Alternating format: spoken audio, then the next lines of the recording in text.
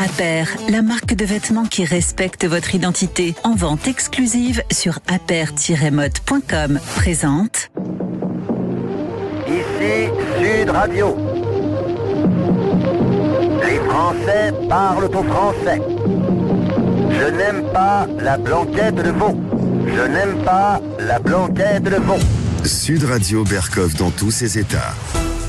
La Perse, les Hébreux. Vous allez me dire quoi? On va parler de l'histoire d'il y a 3000 ans? Non, mais pourtant, l'Iran, Israël, qu'est-ce qui se passe? On en parle tout de suite. Sud Radio Berkov dans tous ses états, le fait du jour. Boniem, oui, nous sommes sur les rivages, sur les rives de Babylone et nous pleurons en se remémorant Sion. Voilà, et vous savez, quand la lutte des mémoires, la lutte des identités, la lutte de tout cela, hein, et quand on parle effectivement de la Perse, quand on parle effectivement des Hébreux et tout ça, ça fait... Et on va essayer quand même, on va pas remonter à l'histoire, sinon il nous faudrait 10h30, mais nous allons parler de ce qui se passe aujourd'hui avec Pierre Conessa qui a écrit plusieurs livres sur la guerre, sur la polémologie, sur le complexe militaro-intellectuel, on l'a reçu pour ça, et qui vient de faire paraître l'état des lieux du salafisme en France, du séparatisme au terrorisme, l'Aube, aux éditions de l'Aube. Et puis, en sous-titre, Pierre Conessa, vous écrivez « Et si grave ». Alors j'ai envie de vous dire aujourd'hui, sans du tout minimiser les choses, ce qui se passe entre Israël et l'Iran, puisque pour la première fois ce n'est plus par la guerre des autres, par proxies comme on dit, par intermédiaire et par interposé, par État ou milice interposée, Israël, Iran, est si grave. Oui, c'est grave, effectivement, parce que depuis la révolution islamique, en fait, il n'y avait jamais eu d'affrontement direct. C'était même un des seuls États de la région qui n'avait pas participé à une guerre contre Israël. Et donc là, la confrontation directe, effectivement, introduit une dimension qui est assez nouvelle, d'autant que vous avez remarqué comme moi qu'un certain nombre d'États de la région se sont soigneusement prémunis contre toute idée de participation à ce débat. Et la Jordanie a participé notamment à la destruction des drones iraniens. Tout à fait. Donc il y a un changement géopolitique qui est assez significatif. Oui, c'est vrai que c'est grave. Alors, c'est effectivement grave et on a l'impression aujourd'hui, alors évidemment ça se juxtapose aux guerres, je dirais, enfin plus régionales, à ce qui s'est passé entre Gaza et Israël depuis le 7 octobre, ça se juxtapose à effectivement une réorganisation, on voit très bien par exemple côté, je dirais Iran, il y a quand même la Russie, la Chine, qui ont pris des positions aussi, ils sont pas entrés dans la guerre, c'était pas ça, alors que effectivement les États-Unis, l'Angleterre, un peu la France, moins bien sûr, ont pris des positions beaucoup plus favorables, et y compris du point de vue des armes, puisque les porte-avions américains et anglais ont participé aussi à l'interruption des drones ou des missiles.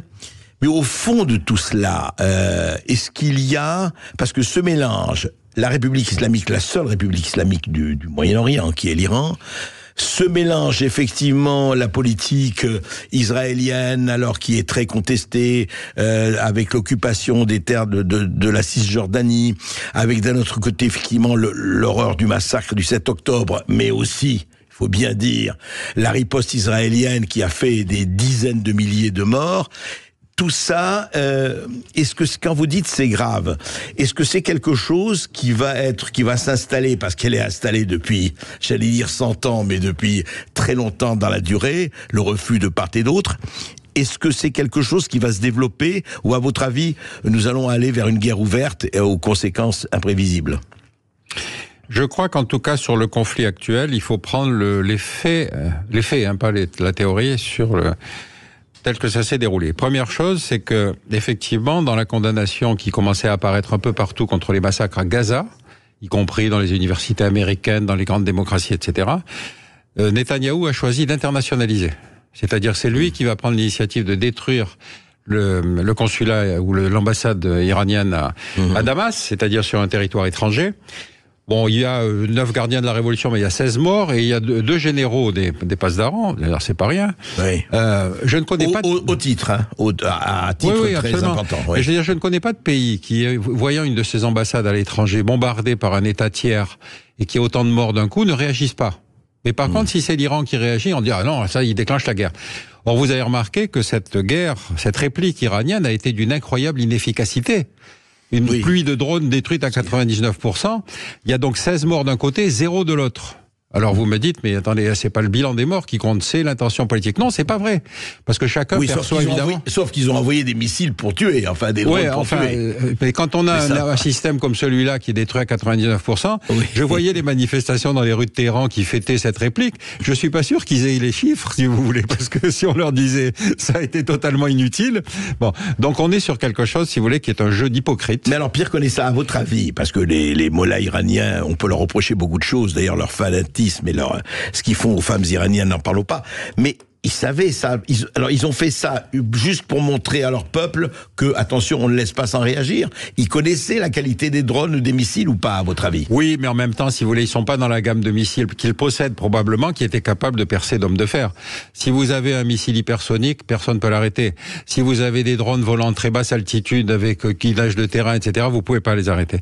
Donc là, en fait, il y a eu beaucoup de démonstratifs, si vous voulez, et puis tout de suite cette déclaration du ministre de l'Information disant bon, c'est fini, on arrête. On estime qu'on s'est vengé. Quelques heures plus tard.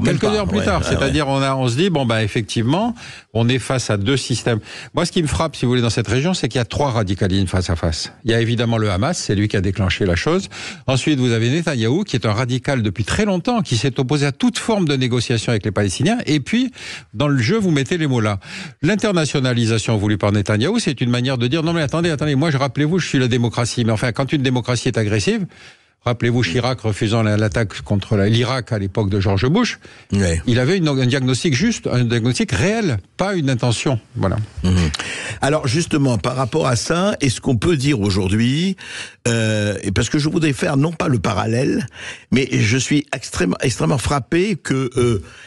Comment vous expliquez que les mêmes personnes se retrouvent dans un cas ou dans un autre, parce qu'évidemment la pensée binaire aujourd'hui, qui est pour moi la pensée la plus néfaste et la plus glauque et la plus plate qui soit, on a l'impression qu'il y a 2 camps. Il y a ceux qui ont choisi dans la guerre Russie-Ukraine la Russie, les autres, et ceux qui ont choisi l'Ukraine. Du point de vue du Moyen-Orient, vous avez ceux qui disent oui, Israël démocratie, Iran fanatique, et on a l'impression qu'on retrouve cette espèce de division dans des guerres qui n'ont apparemment rien à voir l'une avec l'autre.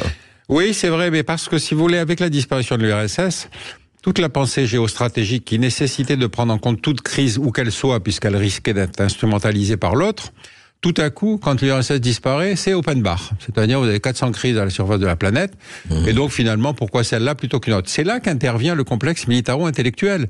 C'est là que les plateaux télé se peuplent de gens qui disent « je rentre de là-bas, je connais les gentils, je connais le méchant ». On ne peut pas ne pas. Le double négation suffisant d'argumentaire. Bon, je vous cite pas un exemple célèbre, le navire amiral est en BHL, mais c'est-à-dire que vous avez des gens qui sont des imposteurs, qui participent plus à la guerre. C'est la différence avec Régis Debray, avec Hemingway, avec Malraux. Les généraux de plateau, les experts les généraux de plateau, ils ont l'expérience de la guerre. Mais par contre, tous ceux-là, si vous voulez, qui viennent comme grands penseurs, vous savez, BHL, le jour, disait, si je savais tirer au fusil, j'y partirais. Il y a quelqu'un qui a dit, mais venez, je vais vous apprendre. Bon, il n'a jamais répondu. Il a sorti, dans sa chronique du Point, au début de la crise, en disant, je vous écris d'Israël. Moi, je lui ai envoyé un mot en disant, est-ce que tu vas écrire, je suis à Gaza la semaine prochaine? Non, il a fait et cause pour un des camps. Et donc notre travail à nous, en tout cas moi c'est ce que j'estime être le travail que j'ai à faire, c'est de dénuder, si vous voulez, ces discours qui sont totalement irrationnels et totalement partisans, si vous voulez. Mais de part et d'autre, ils sont partisans. Ah bah bien sûr, mais notre intérêt à nous, Français, c'est justement de faire la part des choses et de pas dire il y a des gentils, il y a des méchants.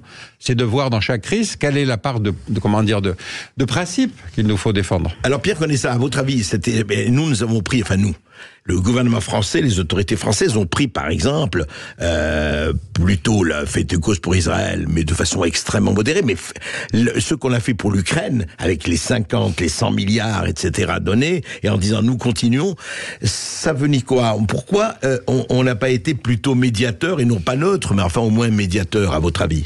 D'abord, effectivement, la chose se passe sur le continent. Ça, c'est une variable importante. C'est comme la Yougoslavie. Oui. La guerre est quand même déjà sur le territoire.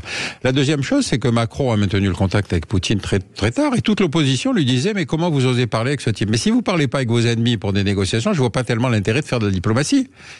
Vous savez, c'est justement une des noblesses que de dire, mais attendez, il faut mieux parler avec ceux qui ne pensent pas comme nous, quand même, parce que si on parle avec ceux qui sont comme nous, oui. On est très vite convaincu qu'on a raison. Donc il y a effectivement, si vous voulez, de la part de Poutine. Rappelez-vous quand même que quand l'URSS explose, donc se retrouvent 15 États nouveaux, dont l'Ukraine.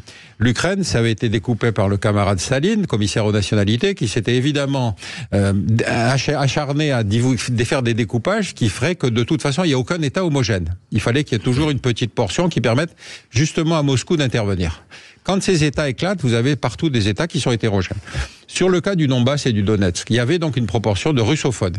Okay. Quand il y a la révolution de Maïdan, le système impose l'ukrainien comme langue officielle. Bon, qu'ils soient pas contents, c'est une chose. Mais enfin, il y a quand même un conflit ouvert. C'est-à-dire qu'avant que les Russes interviennent, on était quand même à 14 000 morts à la frontière. Depuis 2014. Depuis 2014, voilà. C'est-à-dire qu'on était déjà dans une situation de conflit. Donc, si vous voulez, l'attitude de Poutine, on en pense ce qu'on en veut, on peut la condamner parce qu'effectivement, il est passé dans la dimension guerrière, mais on était déjà dans une guerre. Donc, notre travail à nous, c'est de dire, mais on est déjà dans une situation de conflit. Vous voyez ce que je veux dire? Si on dit, non, mais attention, le méchant, c'est celui qui arrive maintenant et qui vous dit... non, il a effectivement ce respect qu'ont d'ailleurs toutes les grandes puissances de défendre leurs ressortissants qui sont à l'étranger. Bien sûr. Mais pourquoi, alors juste pour finir là-dessus, Pierre Conessa, pourquoi la France ne dit pas, voilà, on va discuter effectivement avec tout le monde? Parce qu'aujourd'hui, Macron dit, il est hors de question que Poutine gagne la guerre. Il est hors de question que nous abandonnions l'Ukraine. Très bien. Mais pourquoi, et alors qu'on voit aujourd'hui, et tout le monde le dit, qu'on est en train de se battre jusqu'au dernier Ukrainien? Oui, bien sûr. Vous savez, on a vécu un cycle long qui est celui donc postérieur à la disparition de l'URSS. On a dit, ça y est, c'est l'ère de la paix. Bon. La fin de l'histoire. Presque la fin de l'histoire, en tout cas la fin du service militaire, ça c'était une chose. Et puis donc on va rentrer dans une armée de métier partant d'un postulat que maintenant, dorénavant, toutes les guerres seraient des guerres technologiques. Comme vous avez vu en Afghanistan, les guerres technologiques, ça n'a pas été un franc succès. Donc on se retrouve aujourd'hui dans une période d'étiage où on s'aperçoit que la guerre est sur le continent, que même si on veut aider une des parties, on n'a même plus de stock, qu'on est obligé d'aller rechercher des canons César qu'on a vendus à la Belgique pour les livrer à l'Ukraine, etc. Donc, si vous voulez, il y a une question de remontée en puissance qui est évidemment un processus industriel long. On fait pas d'un seul coup, si vous voulez, un char lourd, etc. Donc, on a effectivement quelque chose qui est une volonté, mais encore une fois, le principe de la contradiction est toujours important à prendre en compte. Dans le droit international, vous avez deux principes contradictoires. Le respect de l'intégrité territoriale d'un État et le droit des peuples à disposer d'eux-mêmes. Vous voyez ce que je veux dire? Ça veut dire que si vous dites les Russes de Maïdan, les Russes du Donetsk, le droit des peuples à disposer d'eux-mêmes, si vous dites l'intégrité territoriale, vous prenez fait et cause pour l'Ukraine. Mais évidemment, la position médiane, c'est de mettre tout le monde autour de la table en disant, écoutez, il y a un problème. Et c'est pas le seul pays dans lequel il y a effectivement ces russophones qui sont les restes de l'ancienne puissance. Et donc, à ce titre-là, si vous voulez, je pense qu'ils ont des droits. On les retrouve en Asie centrale. Simplement, quand vous êtes en Asie centrale avec des dictateurs locaux, la chose est moins facile à exprimer. Et en fait, c'est ça le problème. Non, mais vous l'avez posé, c'est que au moins, mettons-nous autour d'une table et n'attendons pas que ce soit au Proche-Orient et que ce soit là que ça explose. Merci Pierre Conessa. Je rappelle votre livre, le récent, non pas le dernier, État des lieux du salafisme en France, est si grave. Eh oui, ça peut être grave. Merci beaucoup d'avoir été avec nous. On va marquer une courte pause. On va se retrouver dans un instant. On va parler pétanque sur Sud Radio. À tout de suite. Sud Radio Berkov dans tous ses états. Appelez maintenant pour réagir 0826 300 300.